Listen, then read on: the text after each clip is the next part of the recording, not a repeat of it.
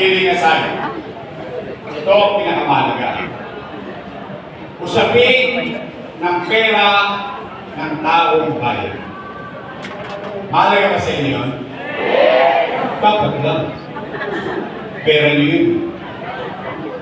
Tama ba? Nakalulog ko isipin, mga nanay ko, mga tatay ko, mga lolo't lola, na itong mga dati kong kasama, noong araw, panay papuri sa akin. Papuri dito, papuri doon, papuri sa wakali, sa nangka, sa kurli, palakpak dito, palakpak doon.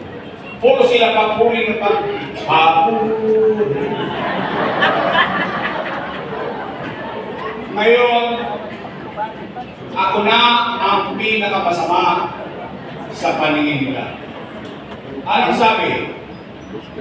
Si Yorme, maraming iniwang utang.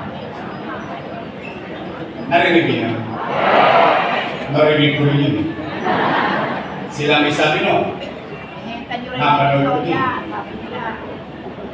Gusto niyo malaman na sagot? Dapat lang. Gusto niyo bang marinig ang sagot galing mismo sa atin? Dapat din. Bakit? Leaders, as a universal good o sa pangkalahatan, ang isang leader dapat inaako niya yung responsibilidad ng bagay na ginawa niya sa kanyang mamamayan. Ibig sabihin, panindigan dapat ng mga leader yung mga bagay na ginagawa niya sa taong bayan. Tama ba rin? Hindi para magturo, magsisi na magsisi, sisihin na sisihin ng ibang tao except ang sarili niya. Tay, matanong ko lang kayo. Taas sa kamay ng may anak dito. Maraming dalaga sa inyo. Mukha naman dalaga na kayo. May anak kayo? May apo kayo? May pamilya kayo? Real po. Nay. Kapag walang makakain ang pamilya niyo, gagawa niya ng paraan. Di nga. Iraraos siya. Itatawid niyo. Talaga? Gagawin niyo lahat, makaraos lang ang pamilya niyo. Nay, totoo ba ang kasabihan na isang ama o isang ina, isang magulang, gusto mo muna lang, bibigyan ko sa akin. Totoo yun? Talaga? So gagawin nyo ang lahat ng makakaya nyo, makaraos nyo na ang pamilya nyo. Tama? O yun din ang ginawa ko bilang ama ng 2 milyong Manileño noong panahon ng pandemya. Tay, Wilton, when you elected me as your mayor in 2019, I took the responsibility. Wala kayong narinig sa akin na sinisip ko yung nakaraang administrasyon na walang iniwan sa akin pera. Wala kayong narinig sa akin, tinuro ko. Sisi dito, sisi dito. Pagkaupo na pagkaupo ko, anong ginawa ko? Magtrabaho ka. Bakit? Tinutino ko mayor eh. Hindi niyo naman binigay sa akin ng pusa na maging mayor. Hiningi ko muna, binigay ninyo, then responsibilidad ko na yun. Gusto mong mag-mayor eh. Tama ba rin? Nay, ano muna kong ginawa? Hinilabusan ko Maynila in a metaphorical word. Lahat ang libag, banig, basura, dilinis natin ng Maynila. Sa akin nakakita, sa labas ng opisina ng mayor may tayo. Eh di ba natakan ko? And I said to the people of City Hall, how can I convince the people to clean up kung sarili natin pakuran may aay? Then it changes everything.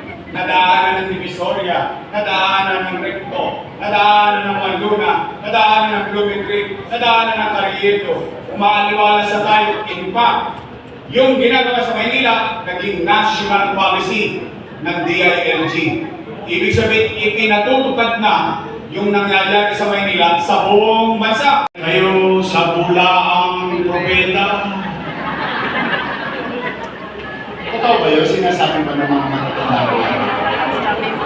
Yung pala, nasa Biblia yun. Nasa Biblia pala yun. Ano? Mateo 24:11. Lilitaw ang maraming bulaang propeta at marami silang maliligaw. Anong punto ko? Any John, Rose, and Mary, Filipino at right age, read and write, pwede maglingkod sa bayan. Yan ang karapatan. Kaya naman, ang ngayon tayo ko na, pag ginagamit ng simbahan, siya, pastor, bishop, yung pala, para tumakbo congressman. Sa akin, nandiyan na yan, ang siya. Ang problema, mas busy sila ipako sa krus yung kalaban nila sa politika sa Congress.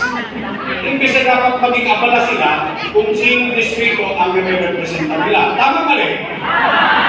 Manay, nandiyan na yan. Gusto niyo mabago yan? Pagpahingayin na natin si pastor. Ha? Pwede?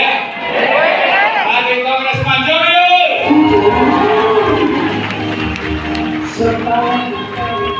Naalala ko kasi yun eh. First collection, second collection, third collection. O kayo maganda, alay natin ito sa taas. Yahagso. Lahat ng mabagsak, akin. Ang kidding aside, it's up to you. Tay, eto, yung vice mayor ko. Yasin pa. Tay, mukha lang naiintindihan. Naintindihan nila. Ako rin sa puto is, siya po ay graduate ng LaSalle, Political Science. So it means she understands how to be presiding officer of the city council. She should know. Tinapos niya yun. Plus the fact that siya ay anak ng dating vice mayor, naaral siya sa takbo ng pagiging presiding officer. At tingin ko naman, graduate ng LaSalle. Grade ko lang siya. Ako graduate ng Ateneo. Ateneo di Tondo. Ang ating vice mayor, G. Atienza.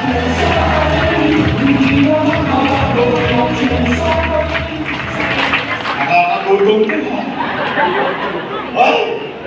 Wala nang naman yung tiyan yun. Puro hangin pa yun. Ibubuga dito yan. Tay, naalala niyo ba mga pangalan nila?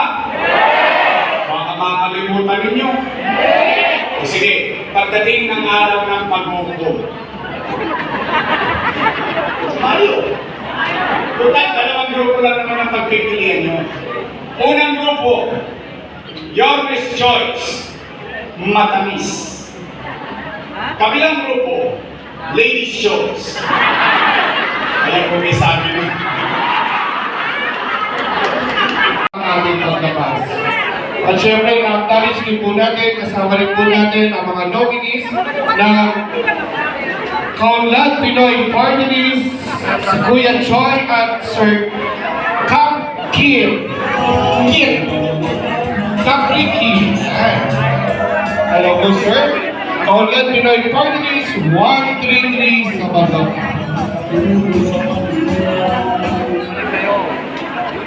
Muli po, mga nanay at tatay, balik po tayo sa ating mga upuan. Manatili po tayo nakaupo hanggang hindi po tayo pinatatayo ng ating mga staff. Maraming salamat po.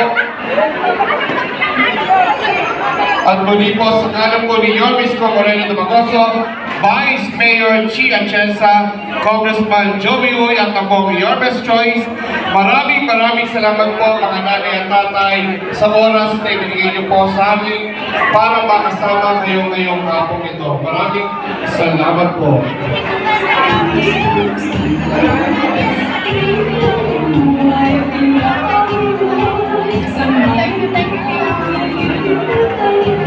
Maalala rin po, mag-iingat po tayo sa pagsakay sa escalator, elevator, at ng mga jeep po ha, mga nanay at tatay, titignan po natin ang ating mga daanan. Salamat po.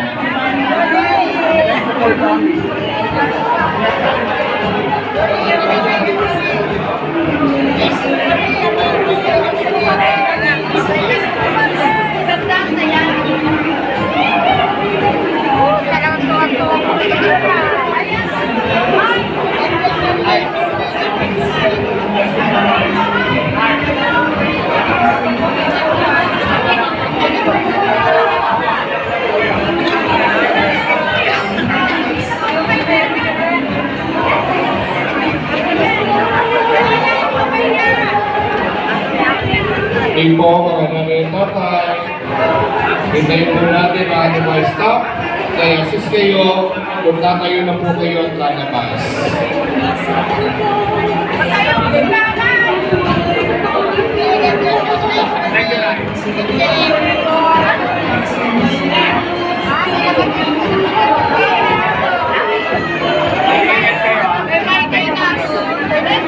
Hindi na po tayo sa escalator, elevator, at pagsakay ng jeep.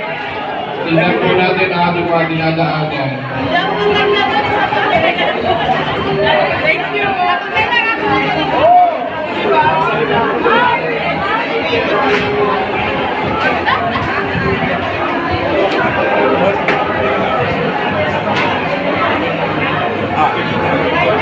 Paunawa po ha.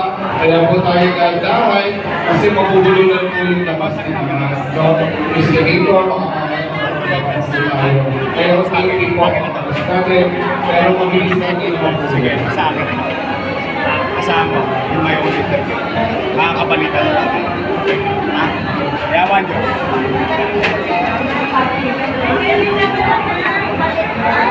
Kaya po natin ang ating mga gamit, pakapaliwan po natin ha. Mga bag, payok, tumbler.